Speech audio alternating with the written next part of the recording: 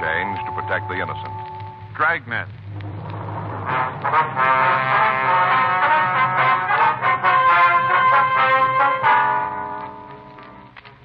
You're a detective sergeant. You're assigned a robbery detail. You get a call that a flower shop has been held up. 2 men have been shot. One of them killed. Your job? Check it out.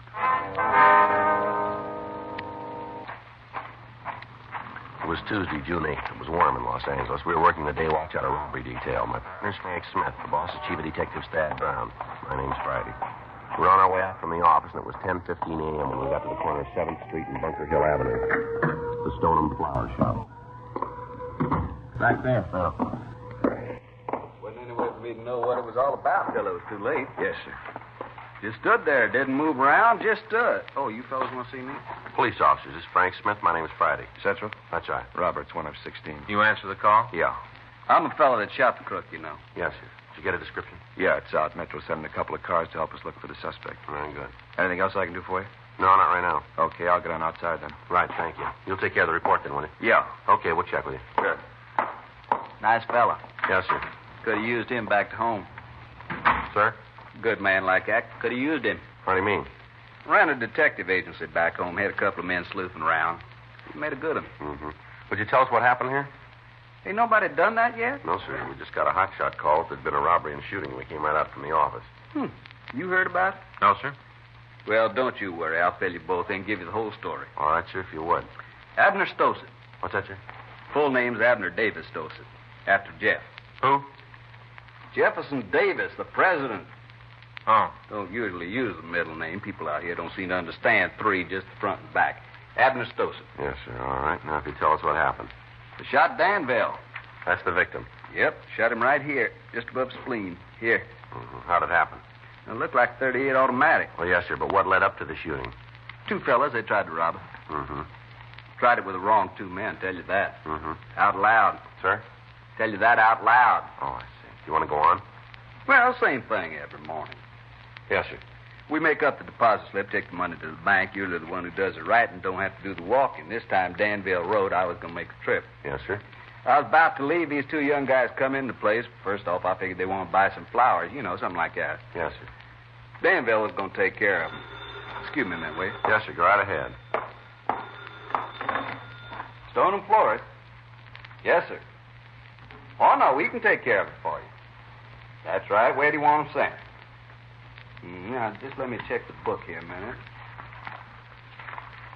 Walnut Creek. Yep, we can do it for you. No, sir, we'll send them by wire. Well, they'll be delivered in about an hour. Mm-hmm. That's right. You want the long stems? Yeah, well, they're $7.50 a dozen. That's right. Yes, you want to give me the charge information on that card? Yes, sir. And how do you spell that? Mm-hmm. Yes, sir, the number? No, sir, the one on the lower right. Yeah, it's 726. All right, is there a message? Mm-hmm. No, not at all, sir. I think it's real pretty. Yeah. No, they'll put the card in. We just wire the order. They'll be very nice. Yes, sir. Thank you. Call us again. That's right. Bye. Got to send some roses up to Walnut Creek. Birthday for a girl named Irma. Mm-hmm. Wonder if we can get back to what happened here. Oh, yeah. Well, these 2 fellas came in. They just stood there with their feet kind of spread out like they just got off a boat, Stood there, just looked around. Was there anybody else in the store? Just Danville and me. I see. What'd the men say to you? Only one of them talked, the dark one. He asked me if there's anybody in the back workroom back here. I told him there wasn't, and that's when he showed me the pistol. Stood there in high cotton, waving it around. Told me to hand over the bag of money. Were you carrying it at the time? I told you that before. I was on my way to the bank. Sir. Danville wrote the slip. I was going to the bank. I understand. Now, what did he say when he showed you the gun? Said it was a stick-up. Do you remember his exact words? I have them kind of fast, but, man, let me see. I think it was, don't try anything. It's a stick-up, like that he said it. I see. Now, how'd the shooting start? Well, Danville said he wasn't going to have no kid talk to him like that. He reached out, took a swing at the kid, a real roundhouse. Mm-hmm. Dark kid ducked back, pulled the trigger, shot Danville right here. Spleen. Dropped like a rock. Mm-hmm. I pulled out my gun, started shooting. You always carry a gun? When I'm going to the bank, you never know what's going to happen. You have a permit? It's against the law to carry a gun without permission, ain't it? Yes. Well, then I got it. After you pulled your gun, what happened? A shot. Yeah, I can understand that. Shot right at the dark fella. Mm-hmm. You hit him, huh? I don't often miss. I see. Hit him 3 times. Here in the chest. Mm-hmm. What was the other man doing while this was happening? He pulled out a gun, too, and the balloon went up. Bullets flying all over the place. Yeah. Then both of them took off, run out of the place. I followed them. Mm-hmm. Got to the door. The dark one turned around. Going to shoot at me again. Uh-huh. Didn't move fast enough. I pulled the trigger, hit him right in the middle of the chest, went down like a dropped duck egg. What about the other one? He started running down the street. I guess about the only thing he was wanting was to get away. Yeah. Took 2 shots at him while he was running. I blazed away. Only had 2 more bullets in the gun. I gave them both to him. You hit him? Yeah, at least once, because I saw him jerk. It might have been both times. He kept running, though. What'd you do then? I come back in here, see what I could do for Danville, made him as comfortable as I could, and then I called the police. All right. He came sliding up and took out after the fellow that got away. The ambulance came and picked up Danville and the other guy. Yes, sir. Now, I wonder if you could give us the description of the man who got away. Yeah? Yes. I'll call Georgia Street and check on the other suspect. That Right. ain't going to do no good. What? You don't have to inquire about him. He's dead. You're sure about that? Son, I know when somebody's dead. Yes, sir. I hit that fella 4 times in the chest with a .44. I saw him drop. About as much life as a sack of cornmeal. He was dead. I'll check anyway. All right. Yeah, sure sorry. What are you sorry about? I say it's a real sorry that you can't work with that other young fellow that was in here. You know the one in uniform. He was a bright boy. Mm-hmm. This fella here, he couldn't even fill out an application for our agency. Would you give us the description? First line. I beg your pardon? I say he wouldn't even be able to fill out the first line. Didn't know who Jeff Davis was. Hard to believe. Yeah, and how about that description? Well, fellow was about your height, weighed in maybe 150, around there. Mm-hmm. He had light hair, lighter at the top and down by his head like he was bleached in the sun. Any marks or scars? No, nothing that stand out. He had a kind of a flat face. What about his clothes? White shirt, kind of tan pants, carrying a leather jacket with the fur around the collar. Yeah, I know what you mean. Both of them had those. Was there anything in the way they talked? An accent, maybe? No, just North talk. I can't tell the difference much of the time. Mm-hmm. Would you know the man if you saw him again? You bet I would. Just stand him up in front of me and I'll lay it on, point him right out. Mm-hmm. What'd you find out? I talked to the hospital, Joe. Yeah? Are you sure you hit one of the suspects, mister? Positive. And he was on the sidewalk. Saw him hit and die. What's the matter? Well, the ambulance only brought in 1 person. Yeah. The dead man's gone.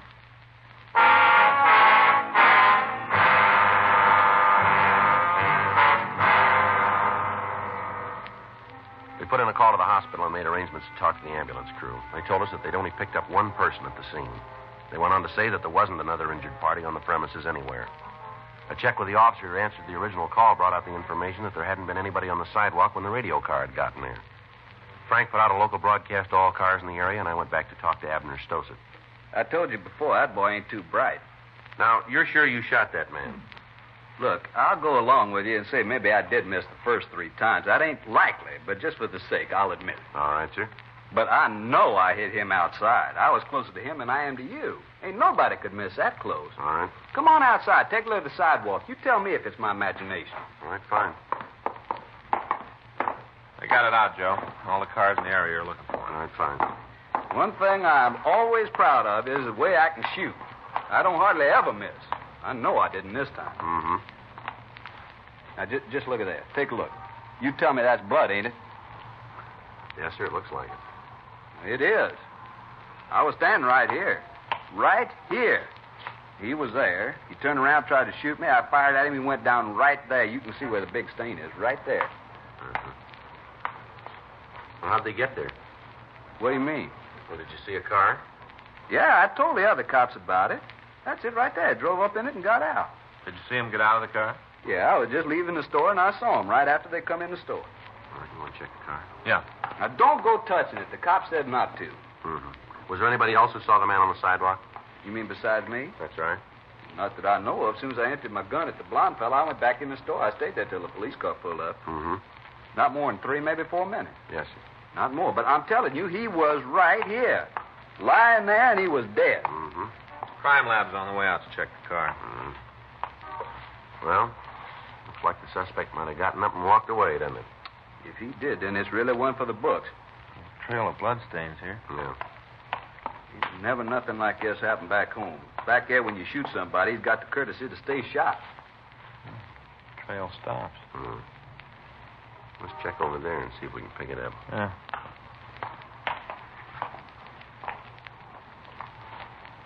How about it? Nothing. It just stops, that's all. Maybe somebody picked him up in a car. Yeah, must be. Was there anybody else parked in front of the store at the time? Not that I remember. You can see yourself. We got the sign where it says just for the customers. You're absolutely sure there was nobody else? If I wasn't, I'd have told this fella. Yes. You didn't see the man get up off the sidewalk? No, there wasn't no reason for me to look at him. As far as I was concerned, he was dead. I still ain't sure he wasn't. Well, the trail of bloodstains showed that he did leave here. It still don't sell me. I better start checking the neighborhood. Right. You want me to help you? No, sir, that won't be necessary. Mr. Friday, Yes, sir. could I talk to you for a minute? All right. Alone? Excuse me, Frank. Yeah. Mr. Friday, I saw that man fall. I saw him hit the sidewalk. I know he was hurt bad. He wasn't going to get up. I'm sure of it. Yes, sir, we understand. I told him all that. I just don't see how I could have made a mistake like that. That fella couldn't have gotten up. He's dead. Yes, sir, we believe you, but he's not here. That don't change a thing, my boy. How's that? He's dead someplace else, that's all.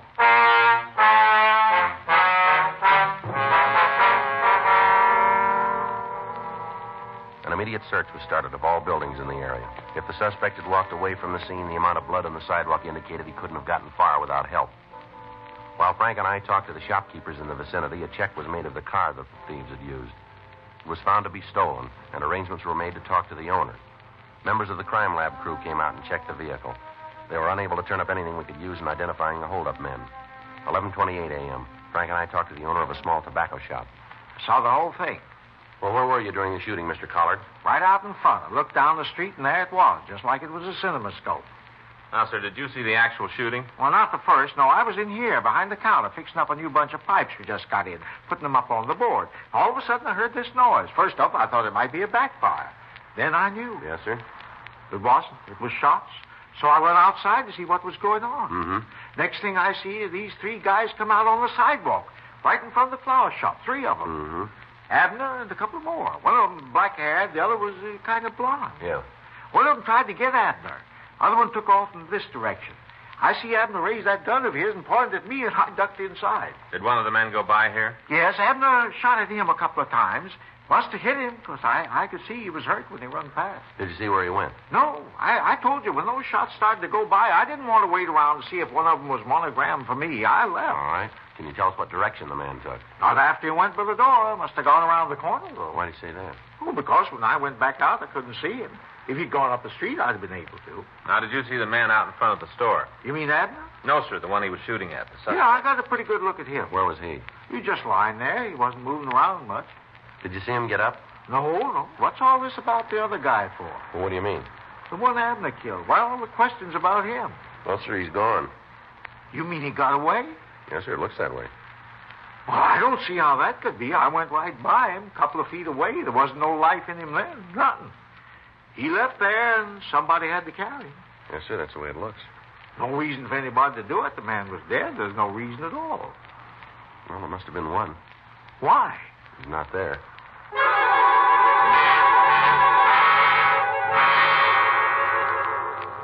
Frank and I checked out the rest of the neighborhood, but we failed to turn up any information.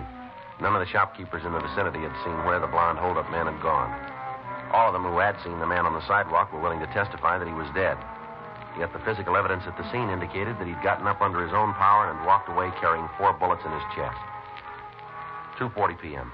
Frank and I returned to our car and began to cruise the streets in the area. 3:15 p.m.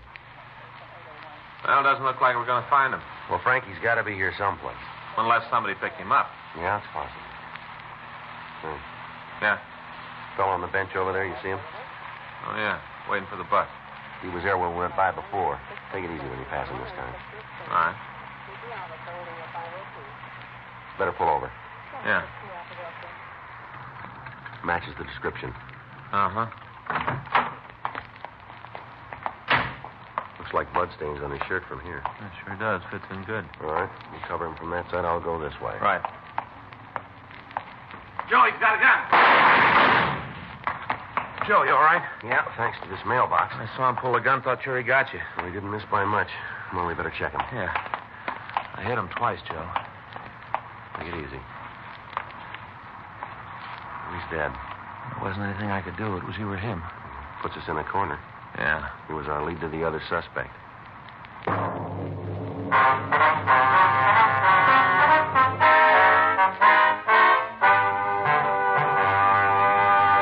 You are listening to Dragnet, the authentic story of your police force in action.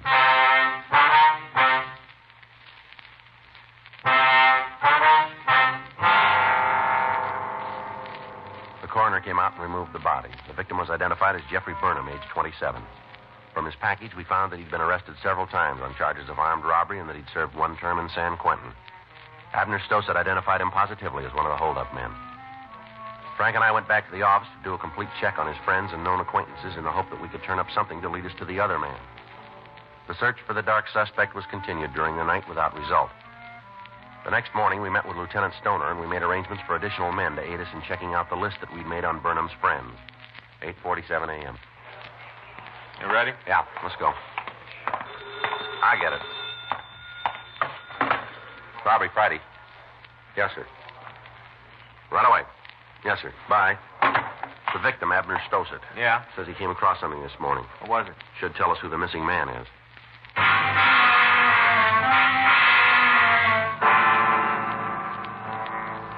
We left the office and drove out to the florist shop. Abner Stossett met us at the door. I don't know why I didn't think of it yesterday. What's that, sir? You remember how I told you they was both carrying leather jackets? Yeah. Well, after I shot the one fellow on the sidewalk, I came back in here to take care of Danville. Yes, sir. I looked around to find something to put under his head. Wait, here, man, I'll get it. All right. I guess I didn't think much about it, kind of all upset. Uh-huh. But cleaning up this morning, I found it. It should give you something to work on. Well? There it is. You can still see the stains on where the fella dropped it. Yeah. Are you sure this jacket belonged to the missing suspect? Yeah, you remember how I saw him drop it when he got shot? I remember it good. All right, sir. Thank you very much. We'll check it out. You shouldn't be too much trouble. How's that? Here, take a look. I found this myself here. Huh. Laundry tag.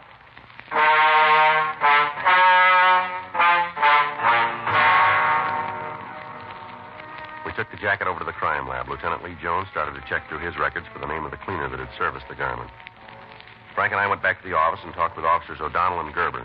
They told us that the list of the suspect's friends had been checked without result. The search for the missing man had been called off, and the additional units had returned to Metro Division. At 4:30 p.m., we got the call from Lee Jones. He gave us the name and address of the cleaner. Frank and I left the office and drove over to his shop. Yes, sir. Something I can do for you? Police officers. This is Frank Smith. My name's Friday. Oh, how do you do, sir? Hope there isn't anything wrong. No, sir. We just like some information. I got it. It's yours. All right, sir. Ever see this before? Leather jacket. A lot of them around. How about this tag here? It's one of yours, isn't it? Let's see. Yeah, that's our mark. Can you tell us who brought this jacket in to be cleaned? It'd be hard to say.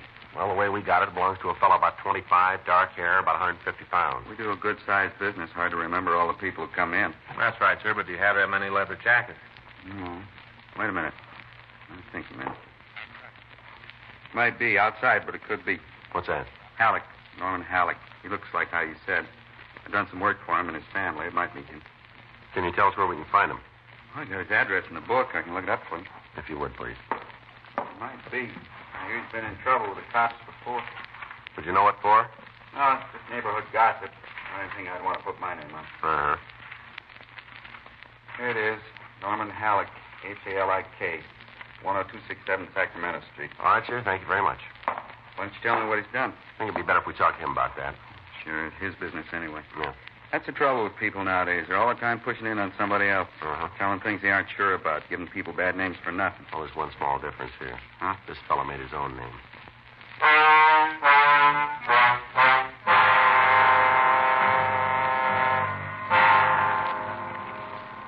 We got Halleck's address, and we drove back to the office. We checked the name through R&I and found that he had several arrests for robbery and one for assault with a deadly weapon.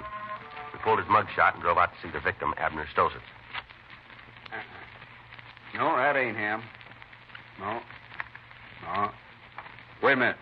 Here he is. You're sure, are you? Yeah, I think so. Let me see that again. Go ahead. Eyes are the same. Hair's a little shorter. No, it doesn't make any difference. Sir? That's the man.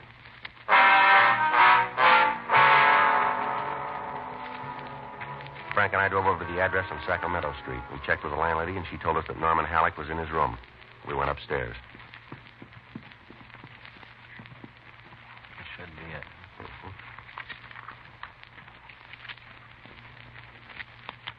All set? Yeah. Freeze, Halleck, right there. What do you want? Turn around. What? Turn around. Put your hands up on that wall. Come on, move. Stand still. All right, he's clean, Joe.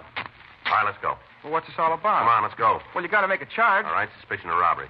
You're out of your head. You tell us about it, will you? Sure, it's a bad beat. It always is, isn't it? It doesn't make any difference. You take me down, book me. I'll be out right away. All I need is a little time. Yeah, well, then you're in real trouble. Huh? You just ran out of it.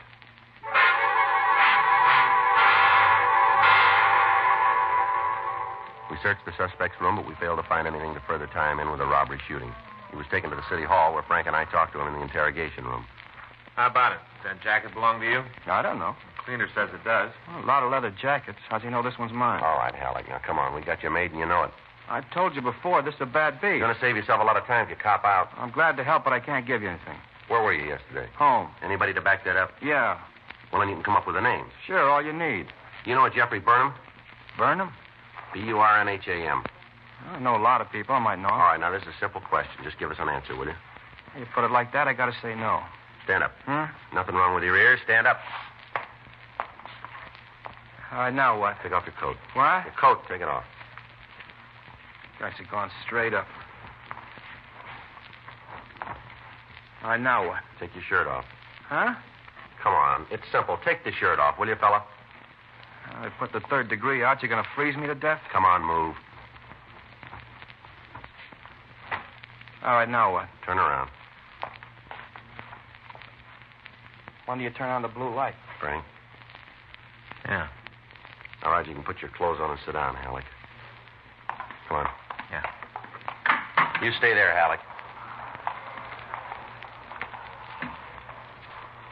Well, what do you think? He looked awful good for a while, didn't he? Sure blows it up. Yeah. Supposed to be shot 4 times in the chest. Not a bullet wound on him anywhere.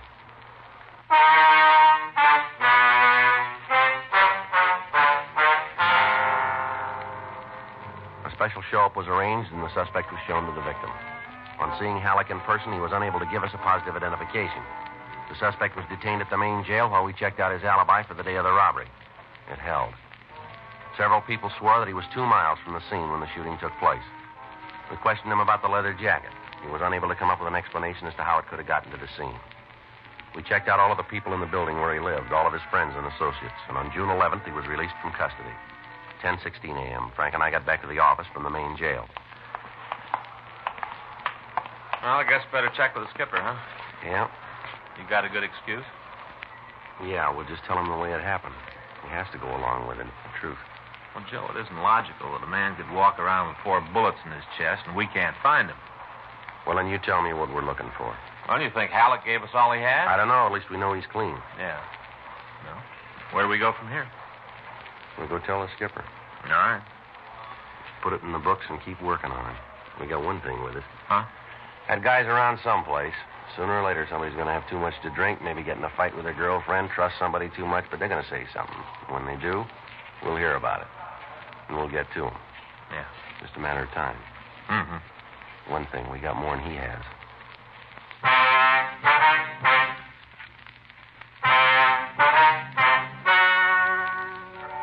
The story you've just heard is true. The names were changed to protect the innocent. On June 11th, a meeting was held in the captain's office, Robbery Division, Los Angeles Police Department.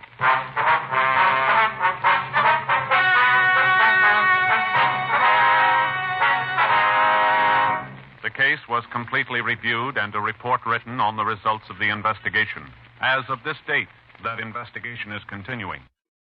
Dragnet. The story of your police force in action is a presentation of the United States Armed Forces Radio Service.